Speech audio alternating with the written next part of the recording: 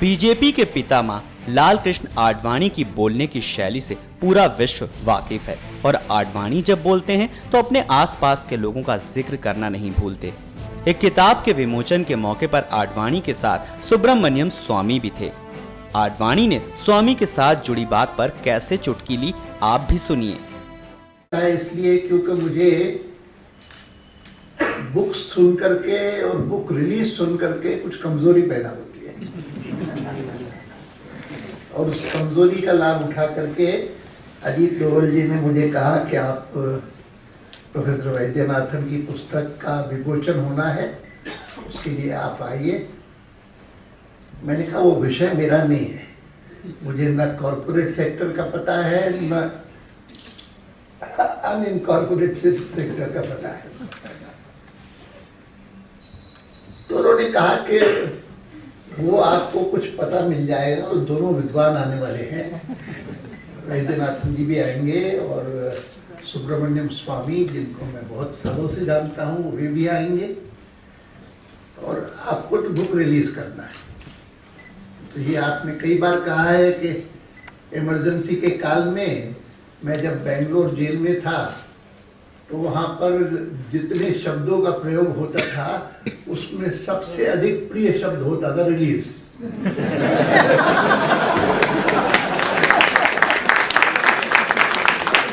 तो इसलिए जब भी कभी कोई आकर के रिलीज की बात करता है, क्योंकि अंग्रेजी में ज्यादा बोलते हैं, विमोचन नहीं कहते, तो मैं कहता हूँ ठीक है, आप ठीक स्थान पर आए हैं। मेरे पास ऐसे भी लोग आते हैं कि जो कहते हैं कि हम एक कार्डियक सर्जरी पर पुस्तक रिलीज करने वाले हैं और आप उसको आकर के विमोचन करिए उसका। मैंने कहा मुझे कोई कभी तकलीफ हुई नहीं, फिर भी मैं आ जाऊंगा, पुस्तक रिलीज ही करनी है। और आप सबको लगा होगा इन दोनों को सुनकर के कि बहुत कम ऐसे अर्थशास्त्री होते हैं कि जो अर्थशास्त्र और एक व्याख्यान की विनोदी शैली को मिला सके। सुब्रमण्यम स्वामी भी अपनी वाक कला के लिए जाने जाते हैं और एक अच्छे वक्ता होने के नाते कोर्ट के कई प्रकरणों को जब वो सुनाते हैं तो उनके ज्ञान के आगे सब बौना लगता है। सुनाते हैं आपको एक वाकया जो स्वामी खुद बयां कर रहे हैं, वो भी नेताजी की मौत से जुड़ा हुआ। So the Japanese had surrendered. Hitler had already committed suicide. The Allies were victorious, and he landed in Saigon. And the Japanese, who were still sympathy for Subhash Bose, they said, "We have been able to find only one plane to take you to Tokyo, and then you have to decide your future, because the Americans will take control of Tokyo in another 7 days by mutual agreement." So that fighter jet, it was a fighter plane, excuse me, had only 2 seats available for Subhash Bose, one for himself, another for Habibur Rahman. The others were all told to meet their fate as they see deemed fit and were left behind. The plane had come from Philippines to go to Manchuria. That was the original plan of that plane. Subhash Bose was to be dropped off in Tokyo. Now this up to here it is established fact. The question then became, what happened? The story then came that Subhash Bose, when plane landed in Taiwan, Taipei, and when it took off, it crashed. I mean, after refueling, it took off, it crashed. And Subhash Bose's body was charred and he is dead. Ironically, Habibur Rahman's body, there wasn't even a scratch. And he was found later in Tokyo. Now, how this to reconcile?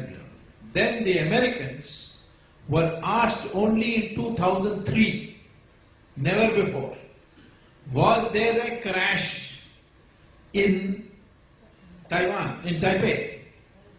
They said no. we have no records of any crash. Were there dead, burnt, charred bodies in the hospital there, the army hospital there? No. We have no such record. There was none of this kind.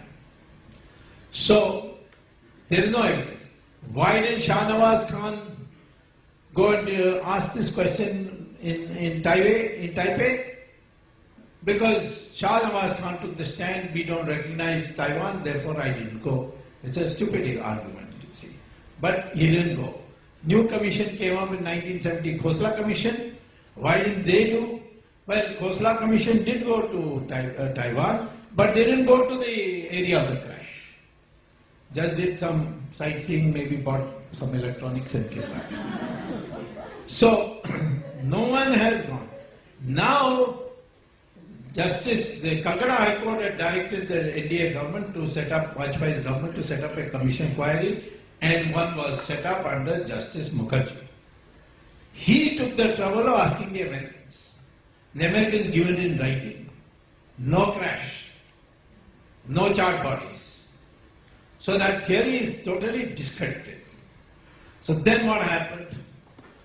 According to, now I'm working the backwards. Based on what data I have from, as a minister I got at that time. Subhash Bose flew to Manchuria, which was at that time occupied by the Soviet Union under Stalin. World War II, they had taken this area. And he thought that the only possibility of where he could be safe, he couldn't come to India because the British were still in control in 1945. He couldn't go to Europe because their allies had won. He couldn't go to Japan because in 7 days the Americans were going to take over. So he said, well, let me try Stalin again. So he went to Manchuria, he was arrested by Stalin and taken to a jail in Siberia. And he was put there. Now, when I was minister, I was shocked to find an affidavit filed before the Khosla Commission, but Khosla Commission never cared for it, by one Shamlal Jain, official stenographer of Jawaharlal Nehru. And he says that at 11 p.m., the night of 26th of December 1945, which is several months after the alleged death of Subhash Chandra Bose, I got a call from Jawaharlal Nehru saying, come right away, even if you're in pajamas, come in your pajamas, to Asaf Ali's house. And he said, I rushed there. And Jawaharlal said, I have to give you some dictation. First you type a note, which I got in hand. So he read it. It was from Stalin to Jawaharlal, where he says, I have taken Subhash Chandra Bose, I mean the English translation which said, I have taken Subhash Chandra Bose as my prisoner. Now please advise me what I should do with it. So he typed that. Then Jawaharlal Nehru said, take dictation. To Clement Attlee, Prime Minister of UK, I mean Britain in those days.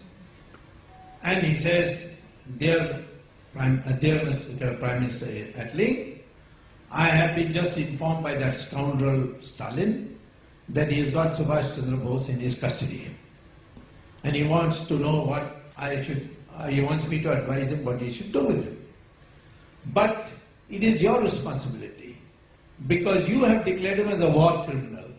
So you must take appropriate action. This is statement on oath given by Shamlal Jain, the official stenographer of Jawaharlal Nehru. Stalin, then I surmise, based on what my contacts in Russia have told me and so on. Clement Attlee then took it up with Stalin, and according to me, Stalin starved Subhash Chandra Bose in the Gulag, made him do physical work, and around 52, Subhash Chandra Bose, died due to malnutrition or whatever. In effect, killed. That is my reconstruction.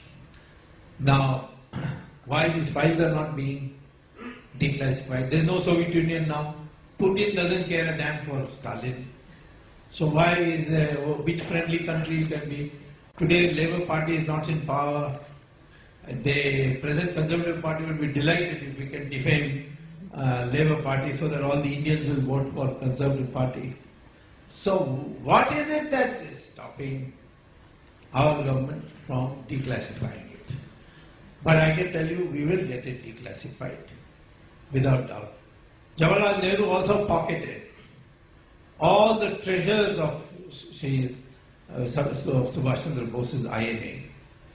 That we have an independent record of, and I had raised it in Parliament in 1977. So this is the story. Now, why was Subhash Chandra Bose had to be killed? Because Clement Attlee told the Chief Justice of Calcutta High Court in 1953, when he was acting governor, and he came here to address a meeting, and they were at a dinner.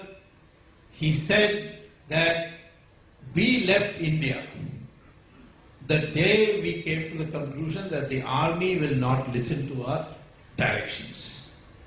We had made up our mind long time ago that we will not stay in India if the army stops taking our orders.